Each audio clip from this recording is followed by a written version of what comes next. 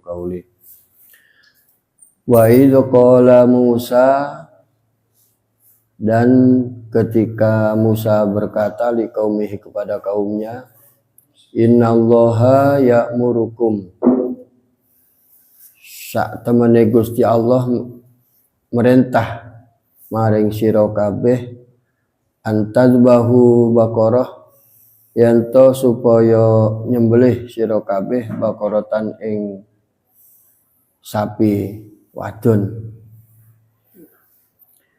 Qalu, mereka berkata, atatakhiduna huzwa, apakah kamu menjadikan kami ledekan? Apakah kamu mau meledek kami? Apakah kamu sedang melecehkan kami? Qala, Musa berkata, a'udzu billahi an akuna minal jahilin. Aku berlindung kepada Allah. Bahwa aku termasuk orang-orang yang bodoh. Tamat kiwe ya. Qalu, mereka berkata, qalu ud'u lana rabbaka yubayyin lana ma hi. Mereka berkata lagi, ud'u lana rabbaka, sampaikanlah kepada Tuhanmu untuk kami, yubayyin lana ma hi, supaya dia menerangkan kepada kami sapi apa maksudnya. Jadi disuruh menyembelih sapi, kemudian dibalas oleh kaumnya, qalu ulana rabbaka yubayyin lana ma hi, sampaikanlah kepada Tuhanmu sapi apa itu maksudnya, supaya menerangkan kepada kami sapi apa maksudnya. Qala innahu yaqulu innaha baqaratun la faridu wa la bikrun awanum baina dzalik. Sesungguhnya Gusti Allah berkata bahwa sapi itu sapi la faridun, yang tidak tua, wala bikrun, tidak muda, awanum baina dzalik, pertengahan di antara keduanya itu. Faf'alu ma tumarun, maka segeralah kerjakan apa yang telah diperintahkan kepada kalian semua. Qalu ud'u lana rabbaka yubayyin lana ma launuha.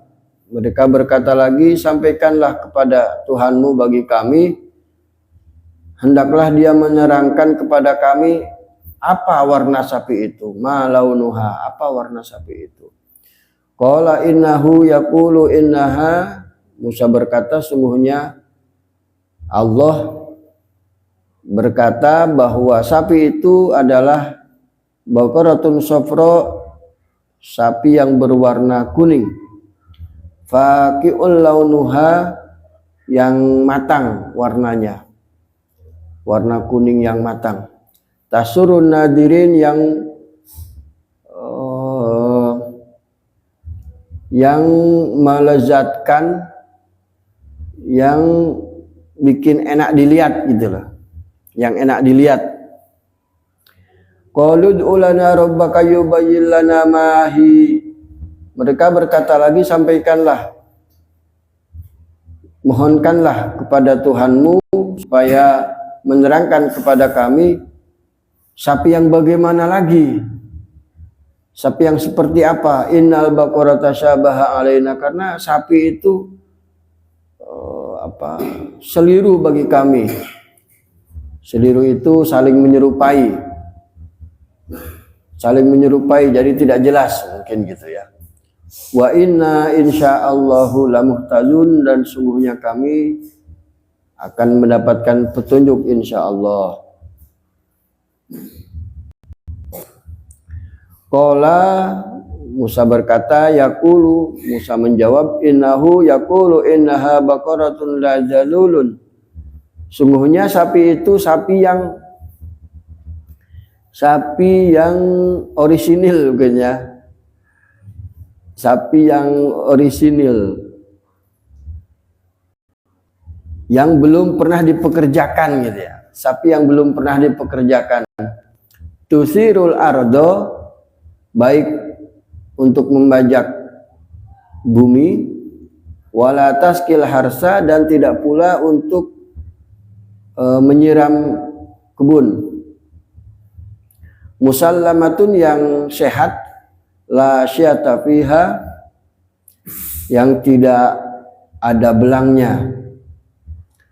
Qalu, mereka menjawab, al-ana, qalul ana jita bil haqla, sekarang baru kamu memberikan keterangan yang benar. Fadabahuha, maka kemudian mereka menyembelih sapi itu. Wa makadu yaf'alun, dan hampir saja mereka tidak melakukannya.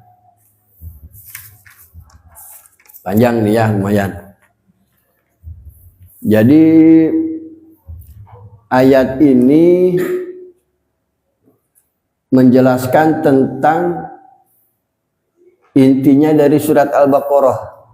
Jadi Al-Baqarah ini kan dinamakan Al-Baqarah karena ada cerita ini, ada cerita anak sapi, cerita sapi yang disuruh disembelih. Sebelum memahami ayat ini, kita harus kembali ke belakang dulu. Wa idh wa'adna Musa arba'ina lailatan summa takhadtumul ijla min ba'dihi wa antum dzalimun. Di ayat yang dulu sudah pernah kan, sudah dijelaskan ayat 50-an itu. Dan ingatlah ketika kami memberi janji kepada Musa dalam waktu 40 hari. Jadi ketika Musa dijanjikan oleh Allah untuk bermunajat 40 hari, nah ketika ditinggal oleh Musa, Bani Israel malah menyembah sapi. Ada salah satu Bani Israel, Samiri, membuat patung dari perhiasan-perhiasan dengan bentuk sapi. Jadi Bani Israel pernah menyembah sapi. Nah, penyembahan-penyembahan terhadap selain Allah, salah satu contohnya sapi, itu disebutnya penyembahan terhadap togut. Jadi penyembahan kepada selain Allah itu disebut togut. Bani Israel telah menyembah sapi yang sebelumnya dia mengabdi kepada Allah. Sudah beriman kepada Allah, tapi kemudian beriman terhadap togut. Sebenarnya kan cerita tentang Israel kan bercerita tentang diri kita. Israel itu kan hanya bemper saja, karena dia termasuk umat yang lebih dulu ada kan. Jadi kalau bercerita tentang manusia, itu Allah menggunakan Bani Israel sebagai contohnya. Jadi kita jangan bosan mendengar cerita Israel dalam Al-Quran, karena itu sedang bercerita potensi-potensi keburukan kita sendiri sebenarnya gitu loh. Termasuk ini. Jadi betapa banyak di antara kita juga yang mengaku beriman kepada Allah, beriman kepada hari akhir, tetapi juga beriman kepada togut. Kita percaya kepada Allah bahwa Allah lah yang menciptakan kita, Allah yang memberi rezeki kepada kita. Tempat kita meminta hanya kepada Allah. Tetapi dalam perjalanan keimanan kita melenceng menjadi mengabdi togut. Biasanya ini orang-orang yang tidak tahan dengan ujian-ujian Allah. Di kita itu kan banyak orang mengabdi kepada Nyi Roro Kidul, mengabdi kepada Nyai Belorong, pada Nyai Belorong.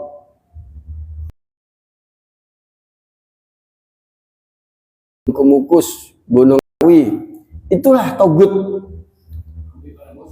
Nah, jadi mengabdi kepada selain Allah dalam bentuk pengabdian, bukan dalam bentuk muamalah ya. dalam bentuk pengabdian keimanan, itu namanya togut. Dan sayangnya kalau kita sudah terlanjur percaya kepada togut ini, itu rasa kecintaan tidak mudah hilang gitu loh. Tidak mudah hilang, Pak. Saya dulu pernah umpamanya, kalau masa kecil kan kalau ada batu akik, kemudian dibumbui cerita-cerita, batu akik ini untuk pengasihan. Jadi kapan sampean pakai batu akik ini, orang-orang senang sama sampean. Jangankan janda-janda, perawan aja senang sama sampean. Jadi ada jenis-jenis batu akik yang kemudian dibumbui cerita-cerita seperti itu. Atau kalau pengen penglaris, pakai batu akik ini. Kadang juga yang memberikan batu akik itu dari kiai-kiai juga. Saya pernah, Pak, karena teracuni cerita-cerita seperti itu, jadi kalau pakai batu akik waktu kecil itu, hati kita cenderung ke situ gitu loh. Hati kita punya kecenderungan ke situ. Kadang juga bisa terjadi, dilalah setelah pakai buli-buli dari mbah ini, saya kok dagangan saya laris gitu. Dilalah ujian Allah gitu. Nah, kadang kita bisa terjerumus terhadap kecintaan terhadap togut itu gitu. Ini yang terjadi pada Bani Israel. Bani Israel itu pernah Allah hukumkan sampai disuruh bunuh diri gara-gara menyembah sapi. Nah, kecintaan terhadap togut itu kemudian Allah bagaimana cara menghilangkannya, menghapus kecintaan itu? Caranya adalah dengan mengingkarinya. Saya dulu pas begitu rasanya batu akik yang dikasih seseorang itu mengganggu, tauhidnya itu rasanya terganggu. Rasanya gara-gara pakai cincin ini kemudian ada kecenderungan, oh pikirannya ke situ. Itu saya banting itu. Saya banting, saya buang. Karena kita khawatir dengan tauhid kita gitu. Lebih mencintai keimanan kita terhadap Allah daripada kecintaan kita terhadap togut. Mengabdi kepada sapi yang tidak jelas itu, maka kemudian Allah perintahkan. Ketika Musa berkata pada bangsanya, bangsa Israel itu, sesungguhnya Allah memerintah kalian untuk menyembelih sapi itu. Yuk sembelih. Allah memerintahkan kalian menyembah sapi. Maka reaksi pertama yang dikeluarkan oleh Bani Israel adalah atatakhiduna huzwa. Apa maksud kamu mau melecehkan saya, Musa? Apa kamu mau meledek kami dengan perintah untuk menyembelih sapi? Itu artinya apa? Artinya mereka merasa tersinggung. Aku dulu pernah menyembah sapi, sekarang sapinya harus disembelih. Terus kemudian Musa menjawab, a'udzu billahi an akuna minal jahilin. Aku ini bukan orang bodoh ya. Aku berlindung kepada Allah dari menjadi orang bodoh, itu enggak. Ini perintah Allah. Kemudian kan perintahnya sederhana. Sembelihlah sapi. Itu kan bersifat umum. Yang penting kamu nyembelih sapi. Perintahnya kan begitu. Tapi kemudian orang Bani Israel ini karena dia merasa dilecehkan juga. Berarti kan ada unsur, masih ada bekas-bekas keimanannya terhadap sapi itu. Kecintaannya terhadap sapi itu masih ada. Maka mereka mempersulit diri sendiri.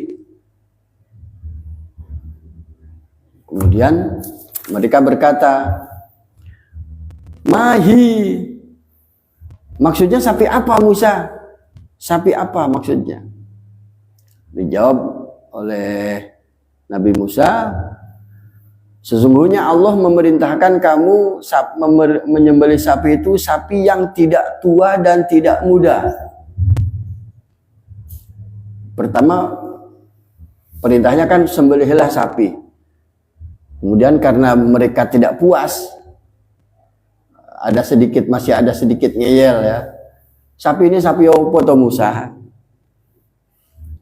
Akhirnya dijawab sapinya tidak tua dan tidak muda. Nah itu agak sedikit susah kan. Harusnya kan sapi opo sak-sae sandu ini jadi. Akhirnya Allah kasih kriteria tambahan lagi, sapinya tidak muda dan tidak tua. Masih bertanya lagi, qalud ulana rabbaka yubayyin lana ma launuha. Warnanya ki warna opo Musa? Coba sampaikan ke Tuhanmu, maksudnya sapinya warnanya warna apa? Padahal Nabi Musa sudah memerintahkan faf'alu ma tu'marun, wes cepat dan dilaksanakan dan dijalankan perintah Allah. Kan lebih mudah kan? Sapi yang tidak tua, tidak muda. Kan orang sudah biasa tahu kan jenis mana yang sedengan. Tapi kemudian mereka menambah lagi. Sampaikan kepada Tuhan Musa, warnanya warna apa?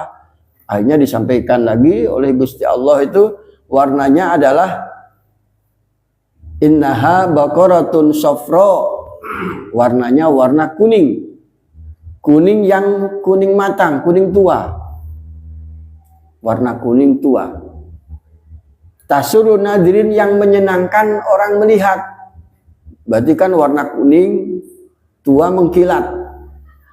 Bro, kayak apa kan jadi semakin susah. Warna kuning tua yang sedap dipandang mata. Ini kan bentuk-bentuk pengen ngeles tapi kan takut dihukum mungkin gitu. Ngeles orawani. Padahal kan kayak kita kalau orang tua kita nyuruh, Mabrur, tolong belikan nasi kuning. Berarti kan gampang, angger nasi kuning wes. Tapi malah takut, kan keset. Aslinya kan itu menunjukkan keset aja. Lah Pak, nasi kuning kok akeh, nasi kuning sing nang di gitu kan. Kan hanya kono nasi kuningnya nang Toboleu. Apa nasi kuning nang Sango, sing aduh kan jadinya. Padahal asal nasi kuning. Masih belum puas juga. Nasi kuning Toboleu itu yang mana nasi kuningnya? Nasi kuning daging apa nasi kuning ikan laut? Hanya, yo nasi kuning daging. Masih nanya, dagingnya ini daging yang bagaimana? Akhirnya kan bapaknya sampai sedikit manggal kan, ya sudah, nasi kuning yang dagingnya mati kena stroke. cari daging sapi yang sapinya mati karena stroke.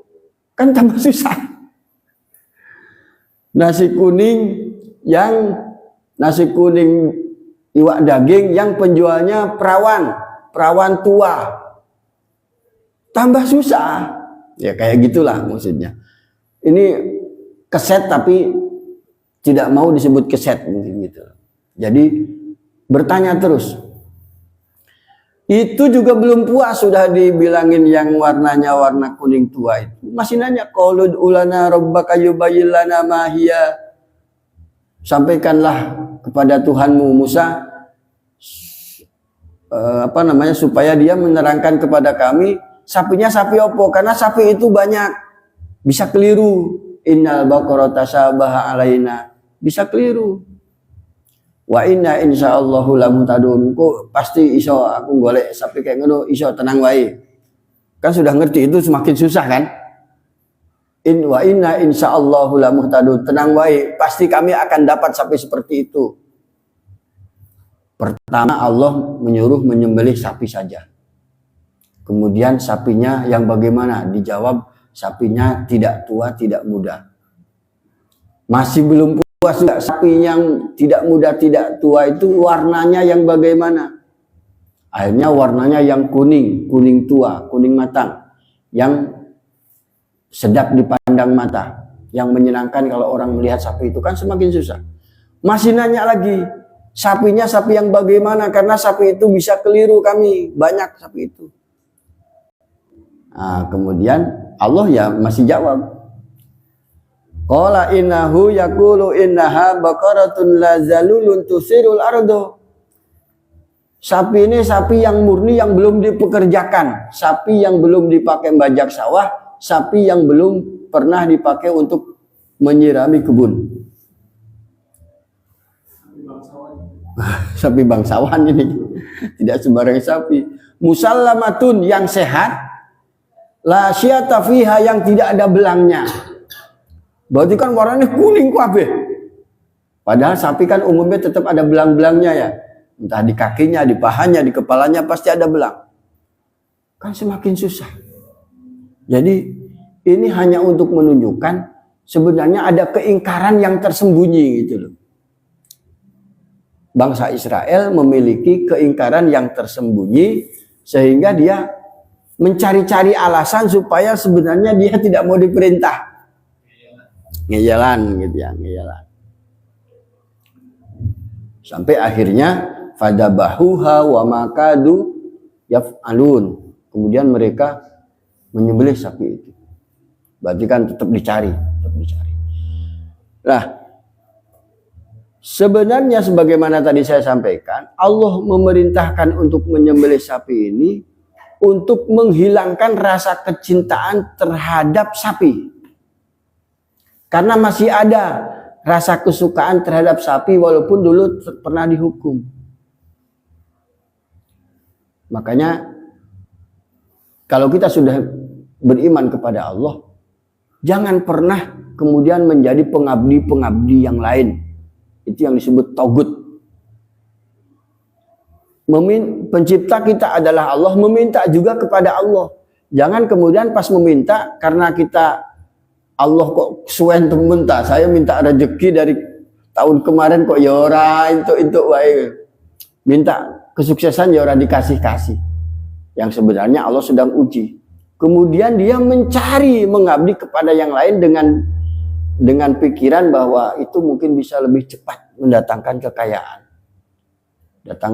Datanglah dia ke Gunung Kemukus, datanglah ke Gunung Kawi, kemudian menyembah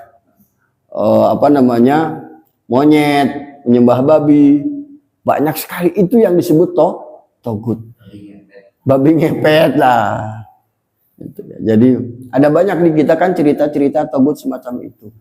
Kalau kita sudah terlanjur begitu, biasanya timbul juga rasa kecintaan.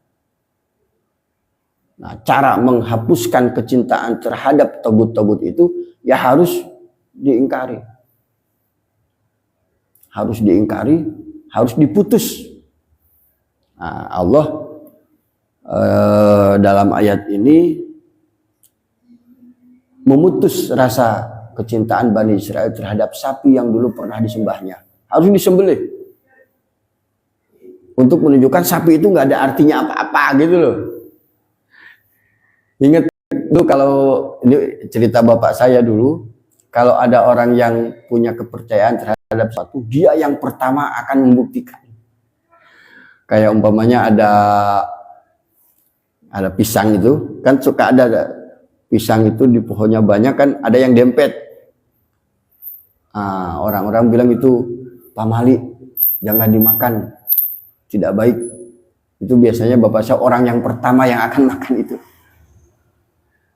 Atau kalau istri kita lagi hamil, terus kita nggak boleh mancing ikan, nanti anaknya sumbing. Hal-hal kayak gitu itu loh, itu togut kecil itu.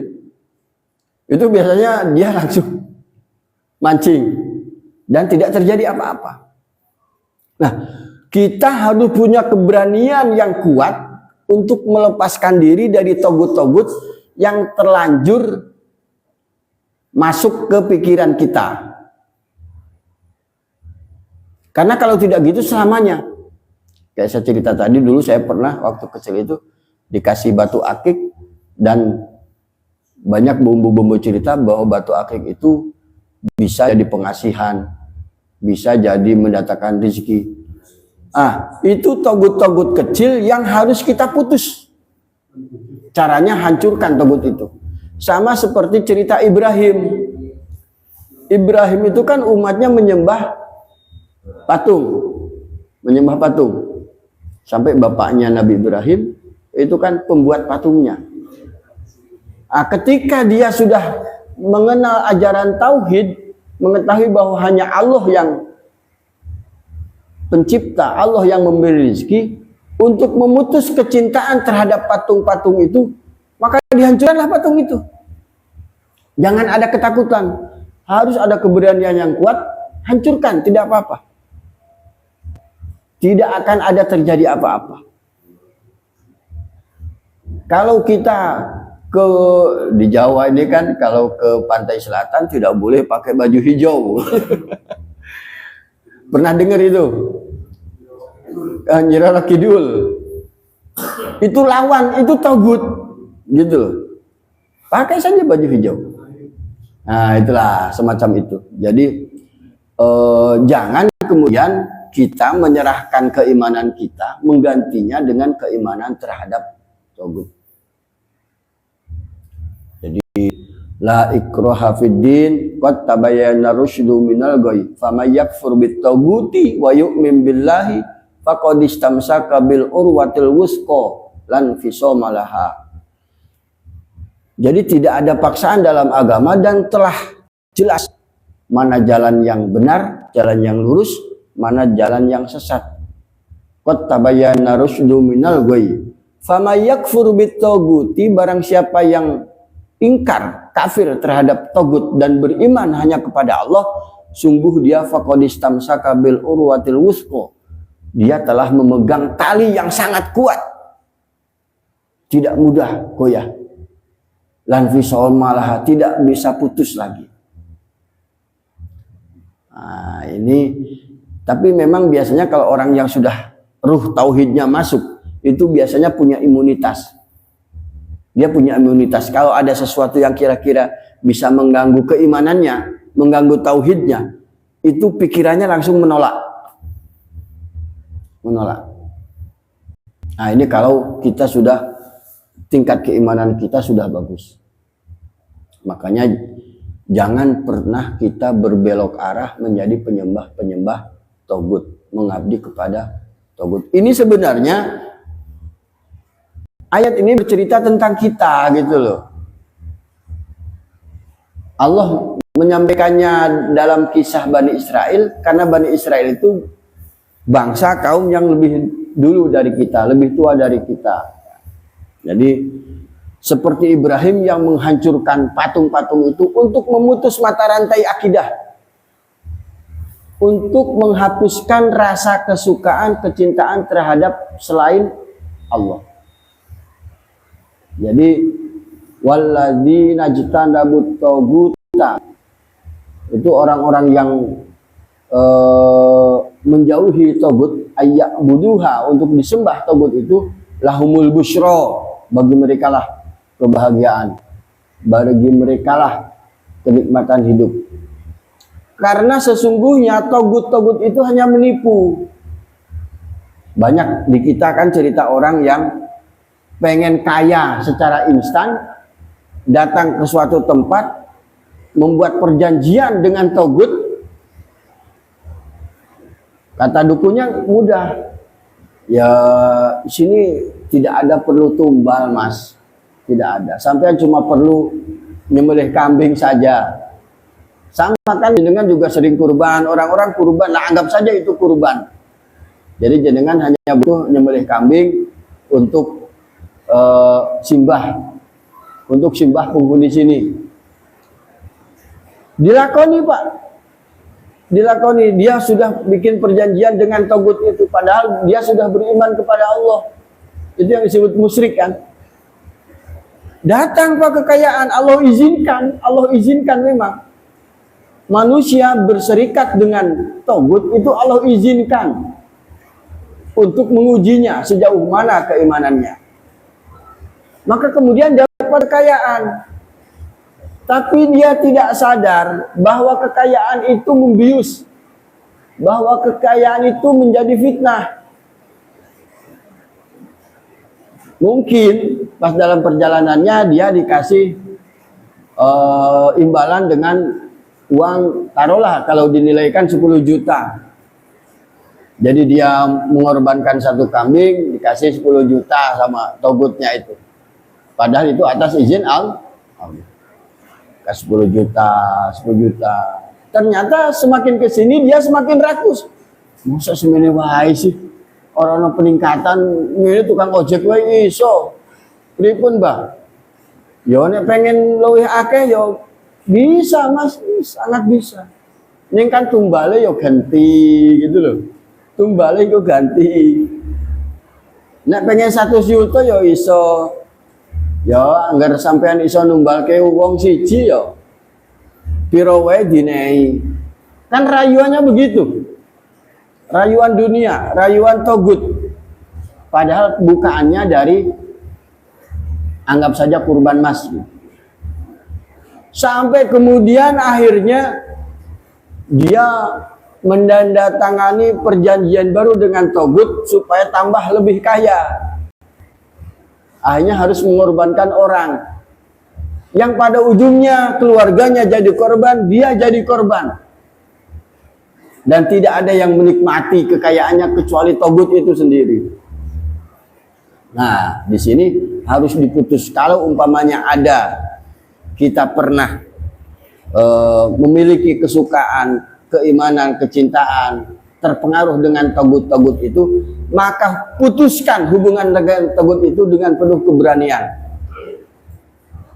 Seperti Ibrahim yang menghancurkan seluruh patung-patung itu untuk memutus togut-togutnya. Ya, jadi Allah Subhanahu wa taala mengajarkan kita lewat cerita ini supaya Bani Israel itu terputus karena dia punya sejarah mengabdi menjadi penyembah sapi. Jadi supaya ini sampai anak cucunya sapi itu tidak ada arti apa-apanya. Karena Pak di negara yang lain itu kan ada sedikit kecintaan terhadap hewan-hewan tertentu yang dianggap Tuhan, Pak. Akhirnya apa? Hewan sembarang saja dipertuhankan. Ada orang menyembah tikus, ada. Ada orang mengabdi kepada monyet, ada. Sampai hidupnya dengan tikus terus, semuanya nggak berani membunuh tikus. Itu dewa, itu Tuhan. Banyak sekali. Nah, jadi kalau ada kira-kira kita, wah ini jangan disembelih, ini lain, kambingnya kok mukanya kayak manusia, padahal kambing ya. Kemudian mau disembah, sembelih saja untuk memutus prasangka kita gitu loh. Jangan sampai prasangka itu mempengaruhi keimanan kita. Itu tidak mudah ya, tidak mudah. Makanya dalam cerita ini Bani Israel saja lama berpikirnya. Sebenarnya dia mau mengingkari tapi takut dihukum lagi dulu kan. Nyembah sapi kan dihukumnya suruh bunuh diri. Nah, kalau ini membangkang lagi takutnya dihukum lagi sama Tuhan. Sama seperti kemarin yang melanggar hari Sabtu, ya kan? Itu juga kan kemudian dihukum juga. Nah, mereka kemudian ngendon-ngendoni. Jadi ketika diperintah yang sangat mudah, sembelih saja sapi, meminta penjelasan, sapinya sapi yang bagaimana? Tanyakan kepada Tuhanmu Musa. Oh, sapinya sapi yang tidak tua, yang tidak muda. Masih belum patuh. Yang tidak muda, tidak tua itu gampang, tapi warnanya warna apa? Akhirnya ditambah warnanya kuning, kuningnya yang menyenangkan orang melihat. Masih belum patuh juga. Padahal sudah faf'alu ma tu'marun, laksanakan saja. Nah, ini menunjukkan tidak mudah kita untuk memutus mata rantai togut yang kadang bisa masuk ke pikiran kita. Jadi kalau dulu umpamanya yang kadang bisa masuk ke pikiran kita. Jadi kalau dulu umpamanya